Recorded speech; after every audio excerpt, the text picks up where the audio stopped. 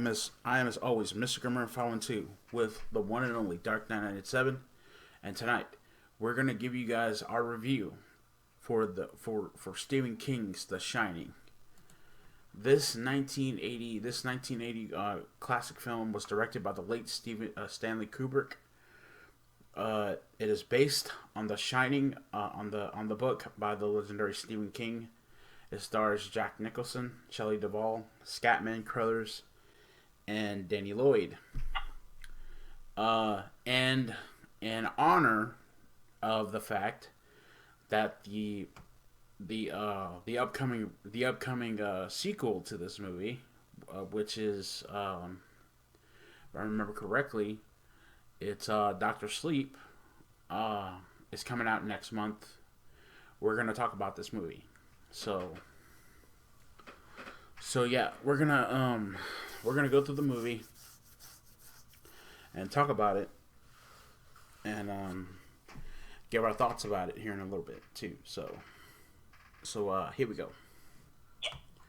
School teacher turned writer Jack Torrance, played by the legendary Jack Nicholson, arrives at the remote Overlook Hotel in the Rocky Mountains to be interviewed for the position of winter caretaker. The hotel, built on the site of a Native American burial ground, closes during the snowed-in months. Once hired, Jack plans to use the hotel's solitude to write. Manager Stuart Ullman tells Jack about the hotel's history and warns him about its reputation. A previous caretaker, Charles Grady, supposedly developed cabin fever and killed his family and himself. Despite this troubling story, Jack is impressed with the hotel and gets the job. In Boulder, Jack's son Danny has a terrifying premonition about the hotel, and Jack's wife Wendy tells a doctor about Danny's imaginary friend Tony. Sorry. Anyway, when the family moves into the hotel on closing day, head chef Dick Halloran surprises Danny by telepathically offering him ice cream. Halloran explains to Danny that he and his grandmother shared this telepathic ability, which he calls The Shining. Halloran tells Danny that the hotel was a shine to it, along with many memories, not all of which are good. He tells Danny to stay away from room 237. A month passes while Jack's writing goes nowhere. Danny and Wendy explore the hotel's hedge maze, and Halloran goes to Florida, leaving the family behind. What an asshole! Wendy learns that the phone lines are out due to the heavy snowfall, and Danny has frightening visions. Jack behaves strangely and becomes prone to violent outbursts. Danny's curiosity about room 237 overcomes him when he sees the room's door open. Later, Wendy finds Jack screaming during a nightmare while asleep at his typewriter. After she awakens him, Jack says he dreamed that he killed her and Danny. Danny arrives visibly traumatized and bruised. Wendy accuses Jack of abusing him, which Jack denies. Yeah, he didn't do it. No, he didn't at all. Okay. Jack wanders into the hotel's gold room and meets a ghostly bartender named Lloyd, to whom he complains about his marriage. Wendy tells Jack that Danny told her a crazy woman in 237 attempted to strangle him. Jack investigates room 237 and encounters a dead woman's ghost, but he tells Wendy that he saw nothing. Just tell her the truth, for God's sakes. Wendy and Jack argue over whether Danny should be removed from the hotel, and Jack angrily returns to the gold room, now filled with ghosts attending a ball. While participating, he meets the ghost of Grady, who tells Jack that he must correct his wife and child, and that Danny has reached out to Halloran using his talent. Halloran grows concerned about what's going on at the hotel and flies back to Colorado. Now you want to go back. Great. What a Yes. douche. Danny calls out red rum and goes into another trance, referring to himself as Tony. While searching for Jack, Wendy discovers that her now deranged husband has been typing pages filled with the phrase all work and no play makes Jack a dull boy. Oh boy. She begs Jack to leave the hotel with Danny, but he threatens her. Wendy knocks him unconscious with a baseball bat and locks him in the kitchen pantry. But she and Danny are both trapped as Jack has disabled the hotel's two-way radio and snowcat. Jack converses through the pantry door with Grady, who frees him. Danny continues chanting and drawing the word red rum, which you guys should know that's murder. That's murder. Yeah, backwards. Yeah, as it says here. When Wendy sees the word reversed in the bedroom mirror, the word is revealed to be murder. See, told you. Jack hacks through the quarter's main door with an axe. Wendy sends Danny through the bathroom window, but it will not open sufficiently for her to pass. Jack breaks through the door, but retreats after Wendy slashes his hand with a knife. Hearing Halloran arriving in a snowcat, Jack ambushes and murders him in the lobby, then pursues Danny into the hedge maze. Wendy runs through the hotel looking for Danny, encountering ghosts, a cascade of blood Danny envisioned in Boulder, and Halloran's corpse. Danny lays a false trail to mislead Jack and rides behind a snowdrift. Danny escapes from the maze and reunites with Wendy. They leave in Halloran's snowcat while Jack freezes to death after losing Danny's trail. In a photograph in the hotel hallway, Jack is pictured standing amidst a crowd of party revelers from 1921, thus ending Stephen King's The Shining. Oh yeah. So, let's talk about this movie, shall we? Let's. This is another movie that Stephen King made that involves an Indian burial ground. Great.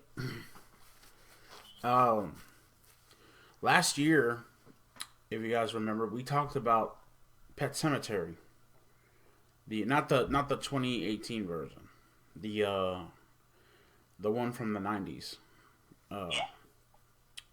And we talked about that. We talked about those. We talked about both the first one and the second one last year. This is the thing. When you know that when you know that there's something wrong, leave. Just leave. For real. Don't ask questions. Don't say a word. Just pack your shit and go. Exactly. Get the hell out. Because you're how can I put it in a way you guys can understand it. Living by a burial ground, that's not good. It's not good at all. Especially with how Stephen King writes his shit. It's not good. But if you guys have probably seen this movie before. There was another movie called Ready Player One, where there's a lot of references from this movie in that particular movie. Oh, yeah. And this is what I thought. Right now we're gonna give you guys our thoughts on this. I don't know why Stephen King said that this was garbage and said that it was completely stupid. Yeah. Because this film is according to this, it's widely regarded. It's one of the greatest and most influential horror films of all time. Not to mention, there we go again, the National Film Registry it was put in, and also the Library of Congress. So this movie was not a bad movie at all. Um, this movie deserves the this movie deserves a lot of praise and stuff like that for what Yeah. they have for what Stanley Kubrick did for this film and stuff like that. Yeah. So for Stephen King, for the author to say that this movie was complete shit and stuff like that, he must have thought that this movie was complete stupidity or something like that. I don't know. He must have. But I think this movie deserves a lot of credit It does. for what it's done. Yeah. And Jack Nicholson again. We're going to talk about another movie of his that he made a couple of years back called Wolf. Now, most of you may not have seen that movie, but it's a really good movie. So, we'll talk about that another day. But Yeah. this is the thing that I don't understand why Stephen King felt the way he did about the movie, because I thought the movie was really good.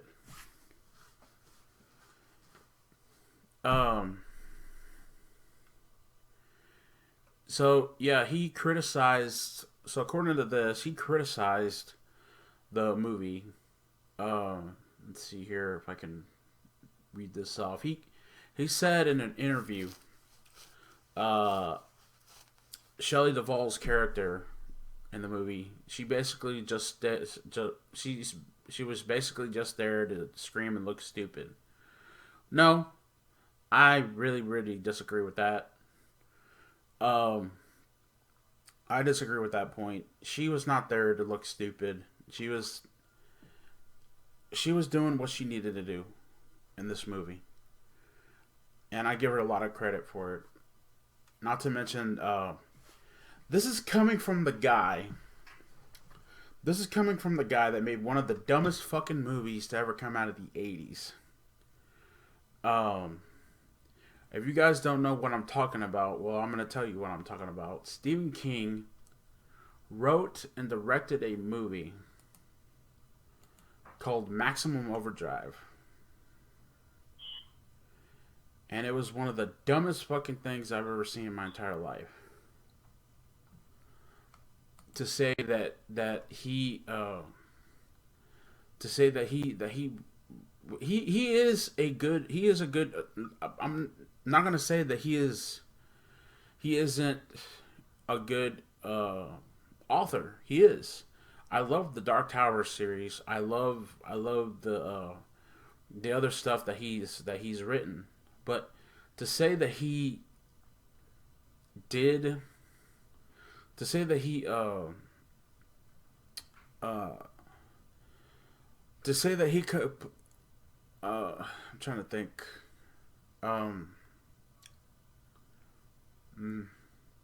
Yeah, to say that he thought that this movie was bad, when think about it for a second, Maximum Overdrive. We'll talk about that soon, another day. Maximum Overdrive was not a good movie at all, not in the least. It has its hilarious moments, but it's not a good movie. But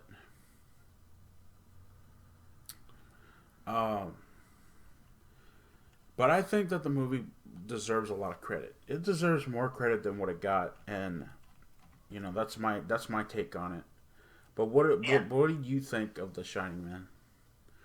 Well, I'll tell you, for me, it's scary. I'm going to say that, like Ren said, I think it deserves a but yeah, what do you call it? Yeah, the whole thing with the two twin girls that creeped me out. I mean, the whole, when it was top of the door and Johnny, that part too. Yeah. But the channel was really good. And my partner and Grim talked about it being referenced and stuff like that. It has been referenced. There's been parodies of it. And not to mention as well. Lots and lots of parodies. A lot, and, parodies. And also, if you may or may not know, if you watch the movie Twister, where they had to drive it. I forgot about that part. I was gonna say that too. They're watching at the drive-in before the tornado hit. That's what they're watching. They're watching the scene where it shows the little boy with the two twins, and later on it shows when the screen is getting the story, you'll see Jack Nicholson's character chopping through the door. So yeah, but other than that, you know what I'm saying? It is that kind of creepy. Jack Nicholson made one heck of a creepy guy. Yeah. You know what I'm saying? And that phrase that here's young was popular.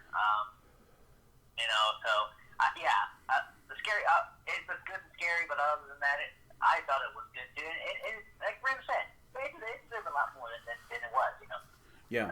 I have to disagree with Stephen King. I got to disagree with Stephen King saying that this movie was not good, saying that this movie was complete garbage, that it was complete crap. No, I disagree with that shit. And I have to say that this movie deserves. Stanley Kubrick is one hell of a director, and he knows what he's doing. And for people to say that this movie was complete trash, and for people like Stephen King, who wrote one of the worst freaking movies ever, to say that this is trash, no, I disagree. I highly disagree on that. And that's why me and Knight would agree this film deserves 10 out of 10. It does. You fucking right it does. Because it is the most horrific fucking movie in the history of all mankind. Yeah. That one scene alone, when the kid is going in the hallway, as referenced in many freaking things, Twister being one of them, that scene is regarded as one of the most horrifying moments in film history. Especially because of the tone it leaves, and not to mention it scares the hell out of you. When he sees those two little girls in the hallway, and they're like, "Come play with us." No. Screw that. And then, and stuff like that, they start turning into, just bad shit happens. You know what I mean? Like, after that. It is creepy. It's creepy. I don't know why people say that this movie... Some people like Stephen King, they don't know a good movie if it hit them over the head. You know what I mean?